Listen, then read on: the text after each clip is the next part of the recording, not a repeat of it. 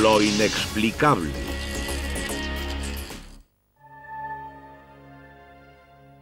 El cielo. La humanidad siempre se ha visto atraída por su poder. Parte de nuestra fascinación reside en los extraños objetos que se han avistado en el cielo desde el principio de los tiempos. Los informes de objetos volantes no identificados llegan de todo el mundo. Sin embargo, la comunidad científica los ha tachado de informes insustanciales de fenómenos no verificables. Aún así, los avistamientos alimentan nuestro interés de recibir visitas de alienígenas y nuestro deseo de contactar con la vida de otros planetas.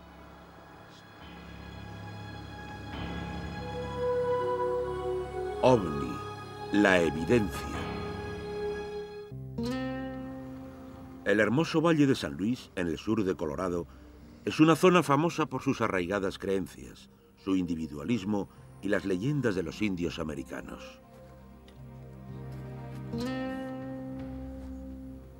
Situado en las montañas de Sangre de Cristo, el valle atrae desde siempre a los investigadores de ovnis, ya que los avistamientos forman parte de la historia de la zona.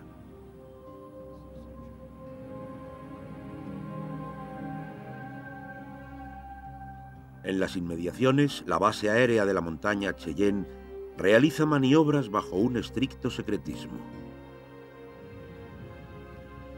Algunos residentes, como Jim Roberts, nos cuentan las historias de sus avistamientos. Son objetos que se asemejan a la luna en noches que no la hay y que van por encima de las cumbres de las montañas. A veces parecen las luces de un coche que de repente cambian de posición y se colocan la una sobre la otra y que desaparecen a gran velocidad. Jimmy Lloyd es un coronel de las Fuerzas Aéreas retirado. Asegura haber visto una nave enorme en el Valle de San Luis en enero de 1994. El día estaba despejado y yo iba por la carretera. De repente apareció un objeto en el parabrisas del coche y se dirigió hacia Oak Creek Grade. Empezó a descender y se metió por esa grieta. Era como una herradura al revés, rodeada de un arco de luces verdes. Iba a más de 30.000 kilómetros por hora y no hacía nada de ruido. Absolutamente nada de ruido. Ese mismo día, el radar de la base aérea de la montaña Cheyenne captó un destello en el corazón del valle. Justo en el mismo sitio que afirma haberlo visto Jimmy Lloyd, en pleno corazón del valle.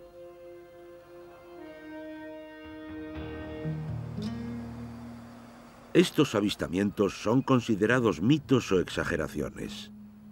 Tim Edwards logró grabar uno de estos extraños objetos. La familia de Edwards es dueña de un famoso restaurante en Salida, Colorado. Al igual que muchos residentes, había escuchado rumores de avistamientos. La mañana del 27 de agosto de 1995, Edwards vio algo que cambiaría su vida para siempre. Mi hija Brandy y yo acabábamos de tomar el desayuno y salimos a ver cómo iban las obras. Cuando llevábamos un minuto fuera, Brandy me dijo: «Papá, hay una cosa en el cielo». Me dijo que era el sol, pero yo le dije: «No, papá, hay algo en el cielo». Me dijo que me callase, pero cuando miró hacia arriba lo vio. Tim cogió la cámara y grabó el objeto durante 6 minutos. Las imágenes que están viendo pertenecen a la grabación de Tim. Una nave espacial cada vez más grande. Puede que haya recorrido unos 100 kilómetros en cuestión de segundos. Estábamos alucinando. Nos quedamos petrificados, paralizados. ¿Qué era aquella cosa? Brandy me preguntó: «¿Qué es eso, papá?». Y yo le dije: «Es una nave espacial de otro mundo». Durante 20 minutos, padre e hija contemplaron asombrados el objeto y afirman que el supuesto ovni era consciente de su presencia. De repente me sentí abrumado. Parecía que estábamos mirando una nube transparente o un objeto de otra dimensión espacial. No irradiaba luz ni reflejaba la luz del sol. Provenía de su propia energía. Tim y Brandy Edwards no fueron los únicos que vieron un objeto extraño en el cielo. Algunos residentes de la zona afirmaron haber visto un ovni en salida a la misma hora que Edwards. Sin embargo, para Tim Edwards fue algo más que un avistamiento. Fue una experiencia religiosa, un encuentro con un objeto de otro mundo. A mi familia le costaba entender cómo me sentí. Fue como si una carga eléctrica recorriera todo mi cuerpo. Empecé a tener estos sentimientos profundos. Ufólogos, periodistas y curiosos se acercaron a la comunidad rural con la esperanza de volver a ver algo semejante. La periodista local, Arlene Sowell, investigó en los archivos locales y descubrió que los avistamientos se remontan a la Primera Guerra Mundial.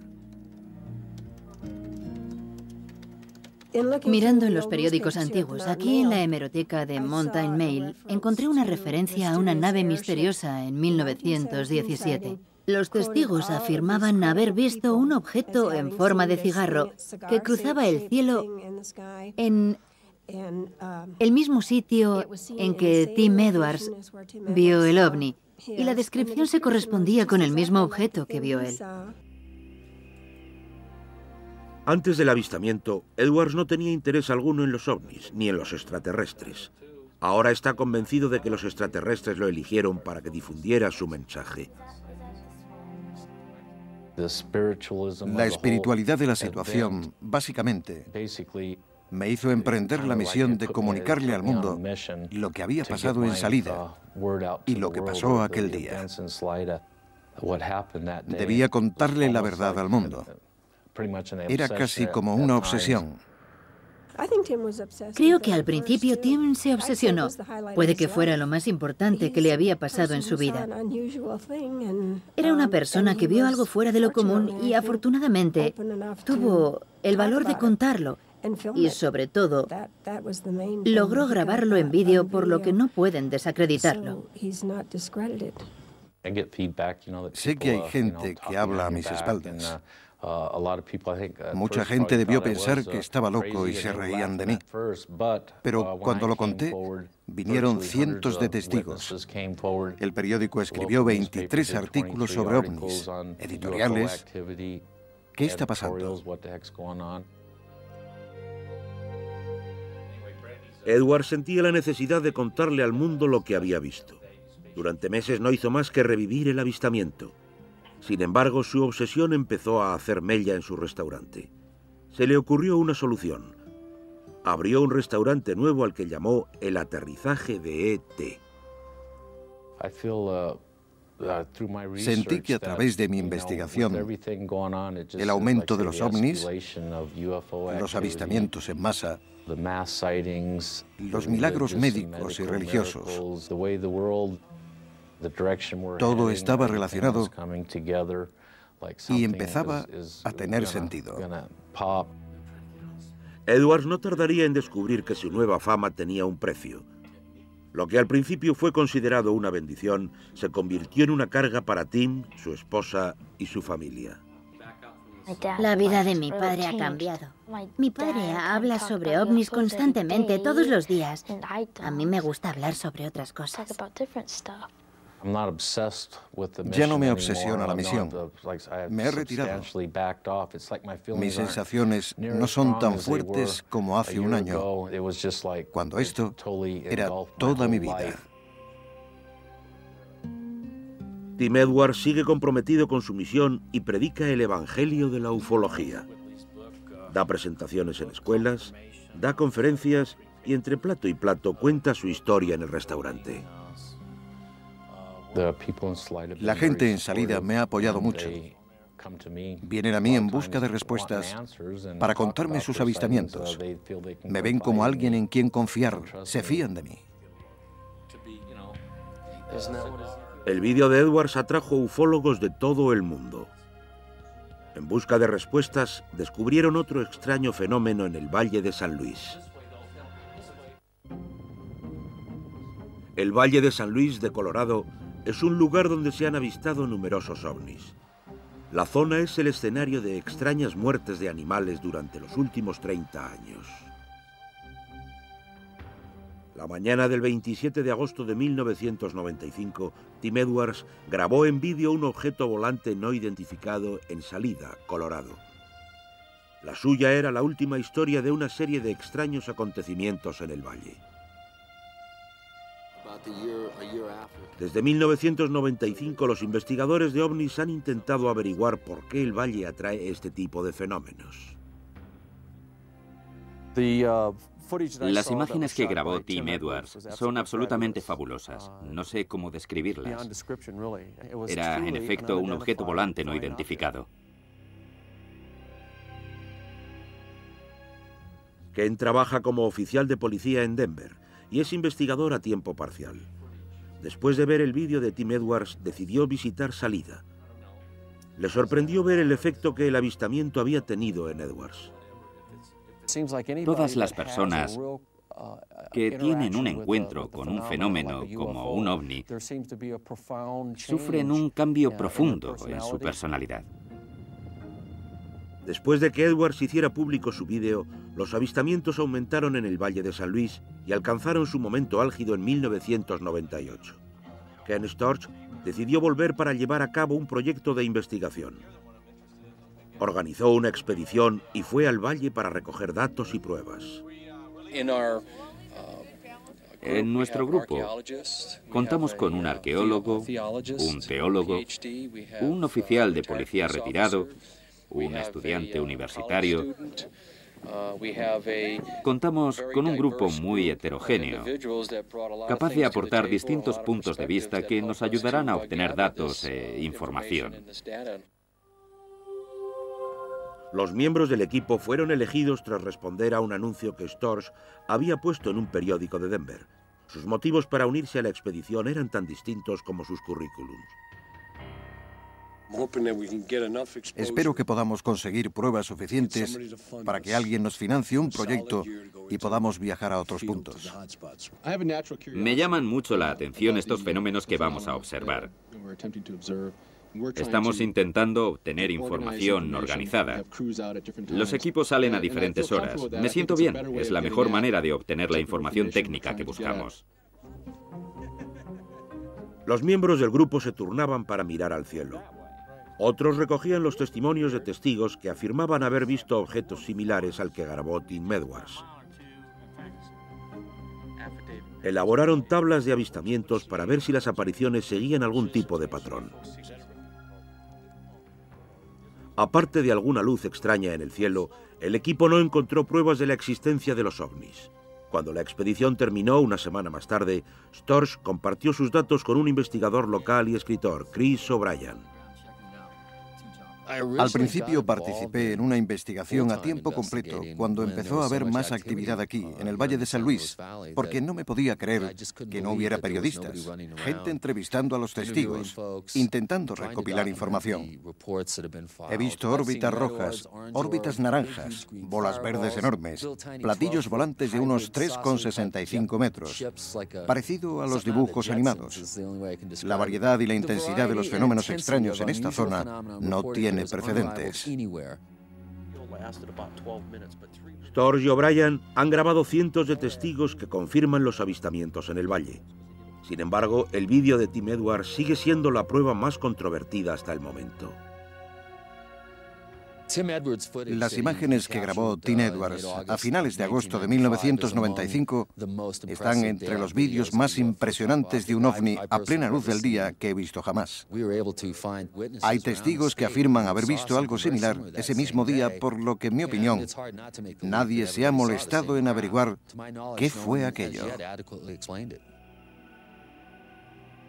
Mientras los investigadores no encontraron pruebas físicas de la presencia de los ovnis, su investigación descubrió un aciago legado, las extrañas mutilaciones animales de las que los lugareños se niegan a hablar. Durante los últimos 30 años, ciervos, caballos y vacas han aparecido con heridas que van más allá de la razón y la lógica.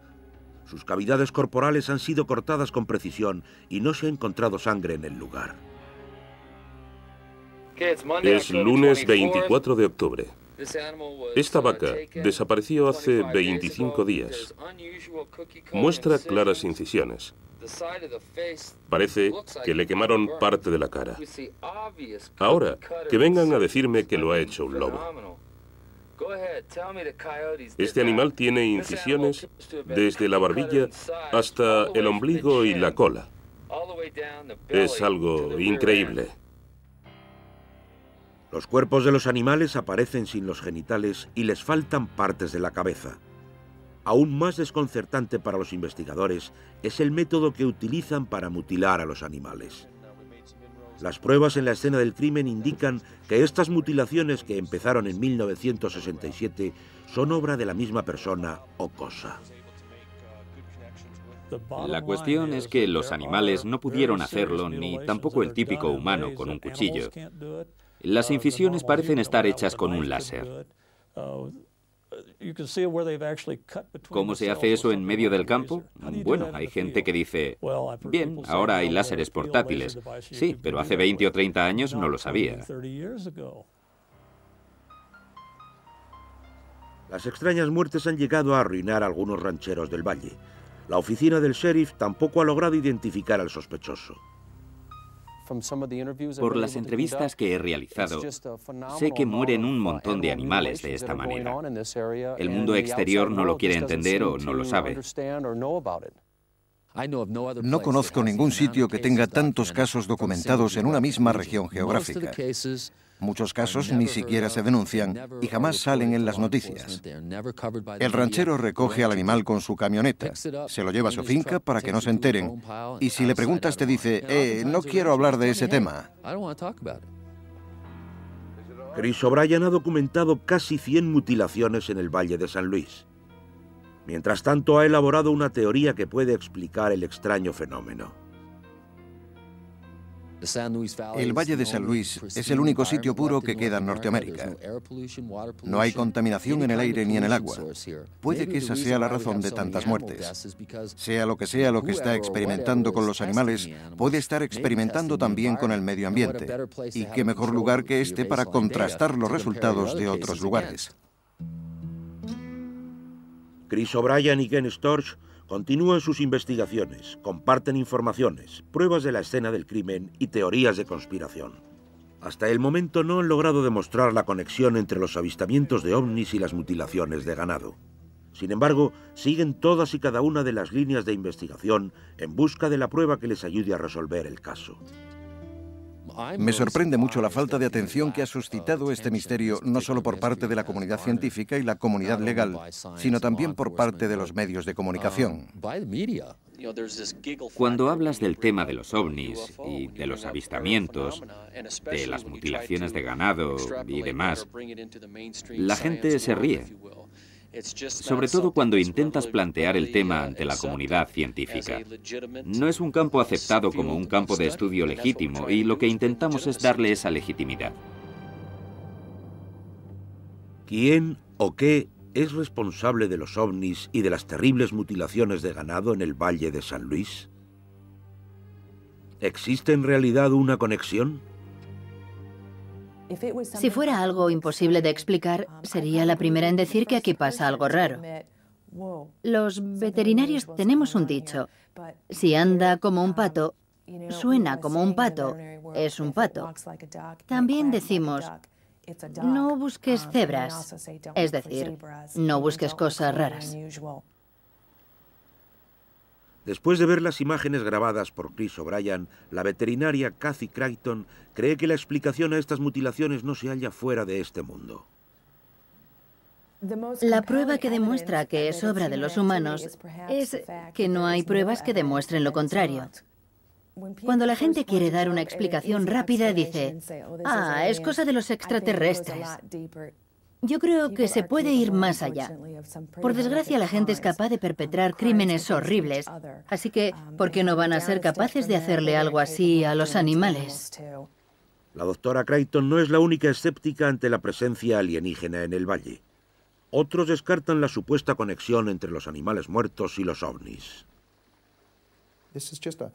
Es una especie de histeria colectiva. La gente se emociona con la idea del misterio. Hay gente que afirma haber visto cosas, otros puede que las hayan grabado, pero cuando lo único que se ve es un punto, no es fácil decir de qué se trata. Incluso los propios investigadores afirman que muchos de los supuestos avistamientos pueden ser de origen terrestre. En este valle se realizan muchas operaciones militares. Separarlas sería muy complicado porque la tecnología que utilizan los militares es muy moderna y futurista y podría confundirse con ovnis. Por otra parte, hay que hacer algo para detener las mutilaciones y encontrar al culpable. Cada año en todo el mundo, cientos de personas afirman haber visto objetos volantes no identificados. Sin embargo, casi ninguna de estas afirmaciones provienen de pilotos. El capitán Neil Daniels es la excepción que confirma la regla. El 12 de marzo de 1977, el vuelo 94 de United Airlines, que iba de San Francisco a Boston, fue desviado a Nueva York. El piloto, el capitán Daniels, afirma que durante unos segundos una fuerza desconocida se apoderó del avión. Volábamos en el vuelo 94. Estábamos a unas millas al sur de Siracusa, Nueva York. El copiloto pilotaba el avión con el piloto automático que suele estar conectado a la brújula del capitán. La brújula está en el extremo del ala izquierda, en el exterior del avión. Según el capitán Neil Daniels, el avión giró 15 grados él solo, sin que el capitán Daniels o el copiloto dieran orden alguna. El DC-10, con 200 pasajeros a bordo y a 37.000 pies de altura, cambió de rumbo. Instintivamente, miré por la ventana izquierda y vi una bola de luz muy brillante. Relucía con la intensidad de una bombilla. Mientras íbamos sin rumbo, la torre de control de Boston nos preguntó: United 94, ¿qué intenciones tiene? Y le dije: bueno, aún no lo sabemos, pero se lo diré en cuanto lo tengamos claro. El capitán Daniels afirma que él y su tripulación vieron una luz intensa durante 3 minutos.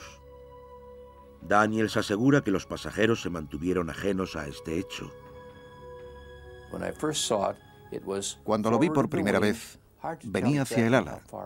No sabría decir a qué distancia estaba. Era muy brillante. Vi cómo desaparecía por detrás del ala, a las 8 en punto, a gran velocidad. De repente desapareció por completo. El capitán Daniels avisó por radio a control aéreo. Quería saber si había tráfico a la altura del ala izquierda del avión. Le dijeron que no había nada en el radar. La luz y la fuente magnética que interfirió con el sistema de navegación del avión eran todo un misterio. El ingeniero se volvió a sentar y dijo: no sé si contar esto. No se lo voy a contar a nadie. Teníamos que haber vuelto antes y lo último que quería era pasarme la noche respondiendo preguntas. Así que optamos por no decir nada. El capitán Daniels no podía borrar de su mente el incidente, pero siguió manteniéndolo en secreto. Sin embargo, 6 meses después decidió contarle a su jefe lo que había pasado. Así que se lo conté. Le dije lo que había visto la primavera pasada. Su reacción fue: siento mucho que haya sido así. Y le pregunté por qué. Dijo: bueno, a la gente que ve cosas raras le pasan cosas malas. Me dije: ¿qué? Y me callé y no dije nada más en los siguientes 7 años. Neil Daniels se jubiló en 1980 y solo entonces se sintió capaz de hablar del incidente. Dice que los pilotos comerciales que hablan de los avistamientos de ovnis pagan un precio muy alto por su testimonio. Daniels sigue sin conocer la fuente de la luz, pero está convencido de lo que vieron él y su tripulación. Desde el incidente, Neil Daniels es el único que ha decidido contar su versión. A día de hoy, su ingeniero es piloto de una aerolínea comercial y el copiloto está jubilado. Ambos han rechazado nuestra invitación de hablar. Me he puesto en contacto con los dos caballeros. No puedo dar sus nombres. No quieren que se conozca su identidad. He hablado con ellos y me han dicho que no quieren hablar del tema.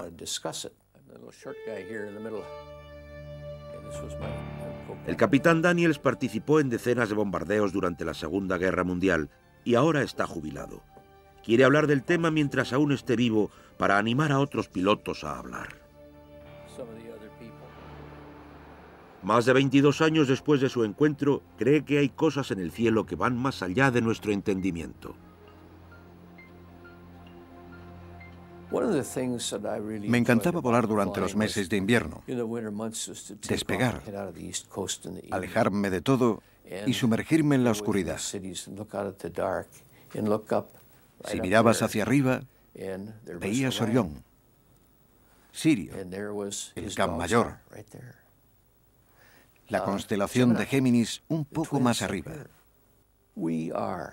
No somos más que una manchita en la Vía Láctea.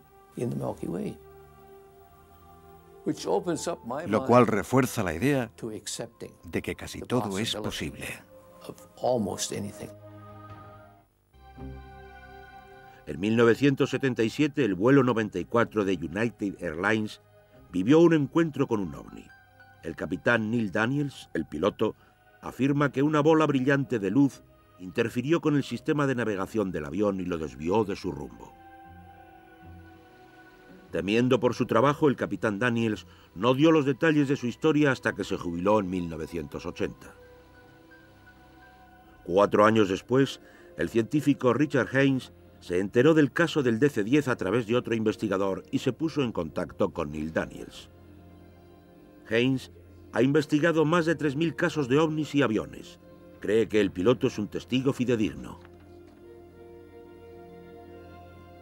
He llegado a la conclusión de que a pesar de toda su experiencia, cuando tuvo que evaluar de qué se trataba, no supo responder. Esa es otra de las razones por las que me involucré en el proyecto.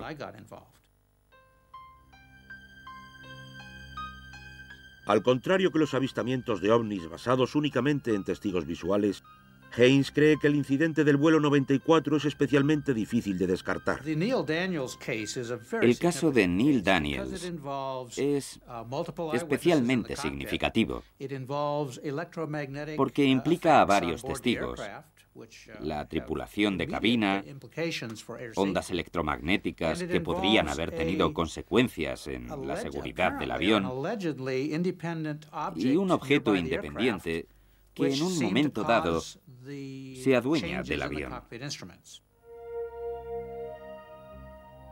A lo largo de los años de recopilación de pruebas que demostraban la existencia de los ovnis, Richard Haynes y otros investigadores apelaron a la comunidad científica para que analizase casos como los del vuelo 94. Por fin, a finales de 1997, el filántropo Lawrence Rockefeller organizó una reunión en su casa familiar en Nueva York, a la que invitó a científicos y ufólogos para que pudieran analizar las pruebas de algunos de los casos mejor documentados. Uno de los casos que se sometió a la revisión del comité fue el del supuesto encuentro del capitán Neil Daniels. Richard Haynes fue encargado de presentar el caso.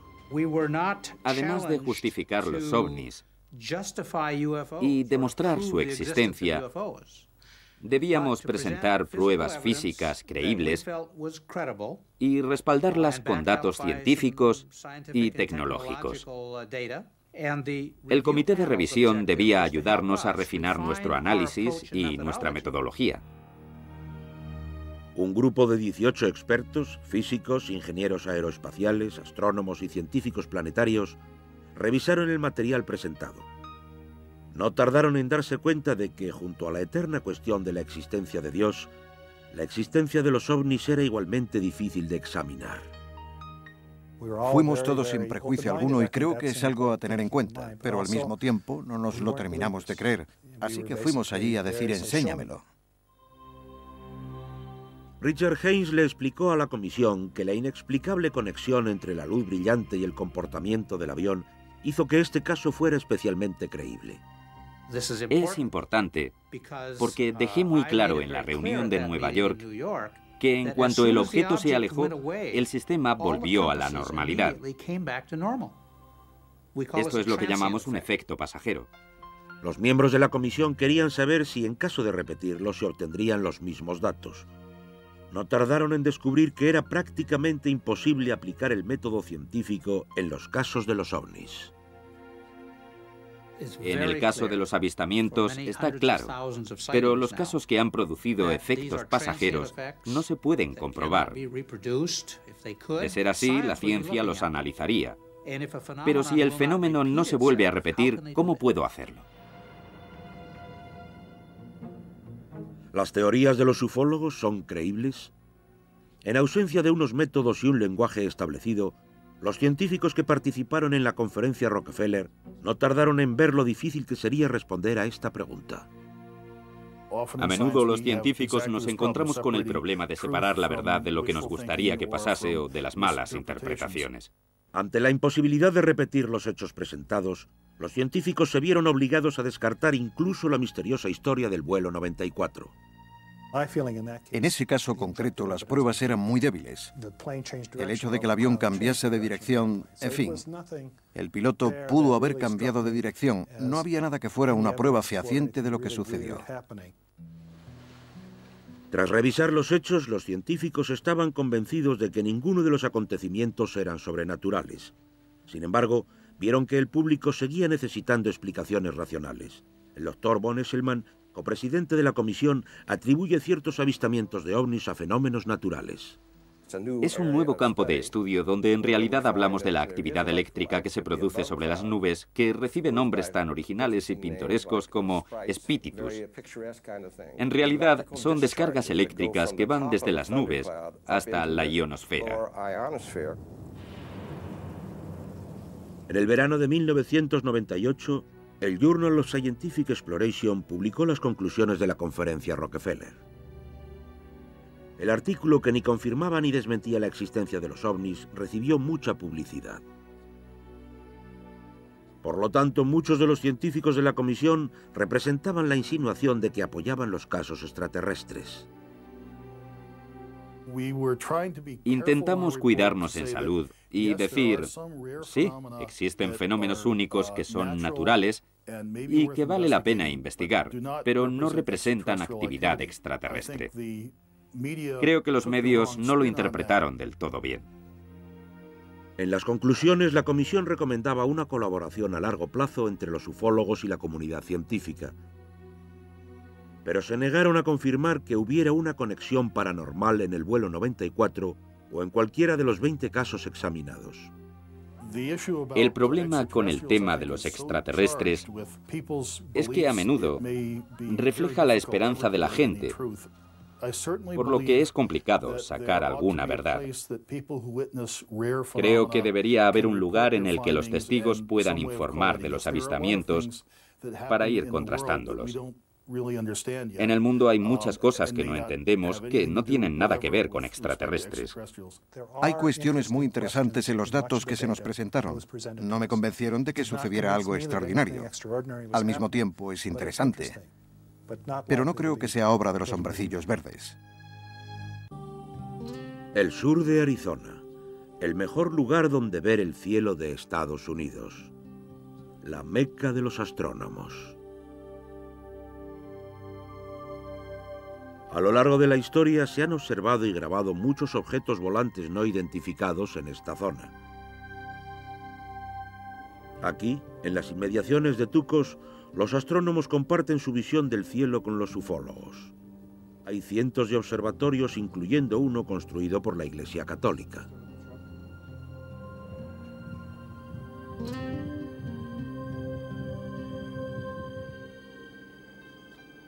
El padre Chris Corbally es astrónomo y vicepresidente del Grupo de Investigación del Vaticano. Supervisó la construcción del observatorio, que se terminó en 1993. Desde entonces, él y un grupo de jesuitas operan este telescopio valorado en millones de dólares desde la cumbre del Monte Graham. Estamos desarrollando una investigación científica en un lugar maravilloso. Estamos en el Centro de Astronomía Continental de Estados Unidos, ya que el desierto nos proporciona un cielo claro y despejado, y las montañas son un claro punto de referencia, por lo que obtenemos unas imágenes excelentes. Corbally ha dedicado su vida a la cosmología. Pasa la mayor parte del tiempo examinando los datos obtenidos por el telescopio en la Universidad de Arizona, que comparte el telescopio con el Vaticano. A la entrada del observatorio, una placa en latín conmemora el observatorio del Monte Graham. Corbally combina la fe en Dios y la ciencia, y no le sorprende el interés del Vaticano en la astronomía. Puede que haya gente a la que le sorprenda. La Iglesia lleva más de 400 años participando de forma activa en la ciencia.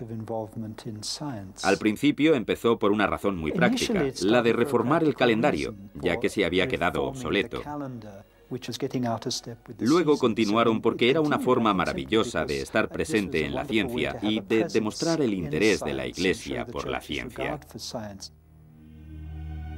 En 1616, la Iglesia Católica le exigió a Galileo que dejase de contar su teoría heliocéntrica. En una historia de antagonismos, el padre Chris dice que el Vaticano ha entendido el papel que la ciencia tiene para entender mejor el universo. El Vaticano me pide que estudie la ciencia. Y yo les comunico mis hallazgos. Sigo los preceptos de la ciencia cuando llevo la bata blanca y cuando me pongo la sotana sigo los preceptos de la teología. Así mantengo la separación entre ambos mundos. No veo problema a la hora de seguir dos avenidas que te llevan a la verdad. Corbally está especialmente emocionado con los descubrimientos que pueden hacer con esta lente de 182 centímetros, a la que llaman cariñosamente el papascopio. En cuanto a la posibilidad de encontrar vida extraterrestre, se muestra cauto pero optimista. Mis esperanzas son grandes, pero la ciencia siempre pone un freno, porque desde el punto de vista científico, tendríamos que encontrar un planeta similar a la Tierra. Como cualquiera, he visto luces extrañas en el cielo, y lo más atractivo es atribuirlo a los extraterrestres. Es un tema interesante del que de momento no se tienen pruebas. Algunos ufólogos creen que la presencia del Vaticano sugiere que la Iglesia busca vida extraterrestre. El padre Corbally niega que esto sea así. El telescopio está aquí por razones científicas, no para encontrar a ET. A través de la ciencia entendemos mejor el universo y gracias al telescopio nos ayudará a entender mejor cómo se formó la vida en la Tierra. No creo que vayamos a ver a ET saludando. El Observatorio del Vaticano forma parte de la relación que mantiene la ciencia con la religión en el sur de Arizona. A menos de 160 kilómetros del Monte Graham, las ruinas de Casa Grande son el testigo de los primeros intentos del hombre por entender el cielo. Hace más de 2000 años, lo que algunos creen que era una civilización más avanzada que la nuestra, llamada los Hohokam, construyeron un observatorio que controlaban los sacerdotes. Los Hohokam se asentaron aquí. Puede que más que un observatorio, fuera un lugar donde se produjeron ciertos contactos por lo que era considerado sagrado. Lo que veis detrás de mí era una especie de unión con las estrellas. El padre Chris afirma que algunos de los avistamientos realizados por estos hombres pudieron ser fenómenos naturales. Los indios americanos que se asentaron aquí miraban las estrellas y las entendían. La nebulosa del Cangrejo explotó en el año 1054 Y puede que vieran las rocas producto de esta explosión, y sea eso de lo que se habla en las inscripciones que hay en las rocas. A la sombra del papascopio, los ufólogos realizan una investigación muy diferente. Afirman que se siguen produciendo avistamientos, y por eso el Vaticano decidió construir su observatorio en este lugar.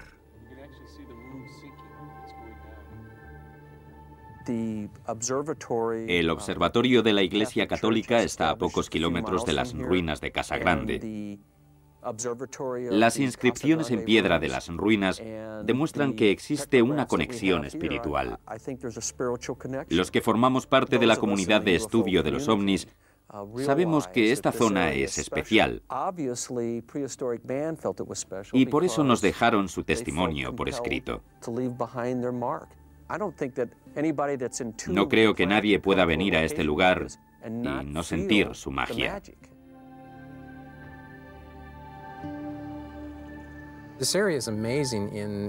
Esta zona es sorprendente porque une el pasado con el cielo. Es un lugar al que vienes a ser uno mismo con el universo y con el Padre Cielo. Creo que lo que intentamos hacer es volver al cielo, volver al lugar en el que nacimos. Los avances científicos y tecnológicos expanden nuestro conocimiento del universo. ¿Puede que algún día nos lleven a descubrir la existencia de formas de vida alienígenas? Creo que es estupendo que el Vaticano esté abierto a la posibilidad. No hace muchos años, la gente ni siquiera creía en la materia orgánica que provenía del espacio exterior. Me parece una forma estupenda de encontrar formas de vida donde sea. Por otra parte, no creo que se establezca ningún contacto. Un buen científico debe ser una persona de fe. ¿Por qué? Porque en este caso hablamos de ovnis, un fenómeno que no he visto. Creo que Dios creó la vida en este y en otros planetas. Seguro que hay otros lugares en los que tienen programas espaciales, como nosotros, y que ellos han llegado aquí primero. Hasta que se establezca el contacto, si es que se llega a establecer, el Observatorio del Vaticano y los ufólogos seguirán observando los cielos. Si hay vida, será en parte creación de Dios. No creo que la creación sea mala, más bien al contrario. Hablamos del Creador que lo fundó todo. Tal y como nos cuenta en el Génesis, todo era bueno. Y nosotros formamos parte de ese proceso. En el empeño de la humanidad por entender el cosmos, las líneas que separan la ciencia y la fe se tornan cada vez más borrosas. Desde los albores de la era espacial, nos hemos planteado la misma pregunta. ¿Hay vida más allá? A medida que nuestra habilidad para adentrarnos en el espacio exterior crece, la respuesta a esta pregunta sigue rodeada de las brumas del futuro.